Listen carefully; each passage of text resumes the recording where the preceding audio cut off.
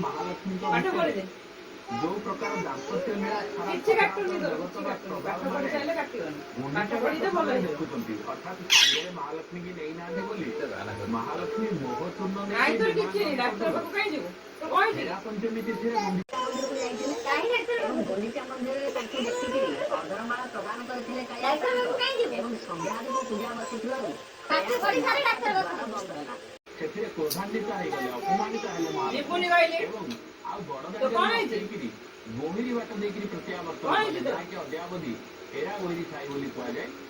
ଖାଲି ସେତିକି ନୁହଁ ନାଇଁ ନାଇଁ ନାଇଁ ଗଣପତି ପାଠ ପଢି ଦେ ପାଠ ପଢି ଡॉक्टर बाबू ମହାଲକ୍ଷ୍ମୀଙ୍କ ସହିତ ଭେଟ କରିଛନ୍ତି ମହାପ୍ରଭୁଙ୍କୁ ନନ୍ଦିଘୋଷ ରଥ ଆଉ ଠିକ ଅଛି ପାଠ ପଢିବୁ କହି ଦେଲେ ହବନି ପଢ ଏଟା କଣ ସେତେବେଳେ ଲକ୍ଷ୍ମୀଙ୍କୁ ନିଜ ହସ୍ତରେ ତୋଳି ଧରିକିରି ଗଜପତି ମହାରାଜା ଲକ୍ଷ୍ମୀଙ୍କ ସହିତ ଭେଟ କରିଛନ୍ତି।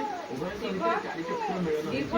ମହାପ୍ରଭୁ ସେଠି ମଧ୍ୟ ଗୋଟେ ଶ୍ରୀଅଙ୍ଗରୁ ବାହାରିଥିବା ମାଳ ବା ଅଧର ମହାଲକ୍ଷ୍ମୀ ପ୍ରଦାନ କରିଛନ୍ତି। ଏତିକିରେ ମଧ୍ୟ ସରିନି ମହାଲକ୍ଷ୍ମୀ ଏବଂ ଯେତେବେଳେ ନୀଳାଦ୍ରି ବିଜୟରେ ମହାପ୍ରଭୁ ପହଣ୍ଡି ହେଇକିରି ଯାଉଛନ୍ତି ବଡ ଭାଇଙ୍କୁ ଛାଡି ଦେଇଛନ୍ତି ଗମ୍ଭୀରା ଭିତରକୁ ନଣନ୍ଦ ନିଜର ସୁଭଦ୍ରା ସୁଭଦ୍ରାଙ୍କୁ ମଧ୍ୟ ବାଟ ଛାଡିଛନ୍ତି। କାଳିଆ ସାଆନ୍ତ ଯେତେବେଳେ ଆସିଛନ୍ତି ତାଙ୍କୁ ସିଂହଦ୍ୱାର ବଜ୍ର ଏବଂ ଏପଟେ ବଜ୍ର କବାଟ କିଣିଛନ୍ତି ସେପଟେ ମନ ଭିତରେ ତାଙ୍କର କହୁଛୁ କି ନାଇଁ ଅସୁମାରୀ ଆସକ୍ତି ଅଛି। ମହାପ୍ରଭୁ ଆସିଲେ ରାତି ପାଇଲେ ଠାକୁର ଦେଢଶୁର କଣ ଖାଇବେ ମହାପ୍ରଭୁ କଣ ଖାଇବେ ଗ୍ରେପ୍ସ ଅବସ୍ଥାରେ ରହିଛି ଅବସ୍ଥାରେ ସେତିକିବେଳେ ମହାଲକ୍ଷ୍ମୀ ରୋଷସାକୁ ଗ୍ରହଣ କରିଛନ୍ତି ଏବଂ ତାଙ୍କର ନଜର ମାତ୍ରକେ ରୋଷସହ ପରିପୂର୍ଣ୍ଣ ହୋଇଉଠିଛି।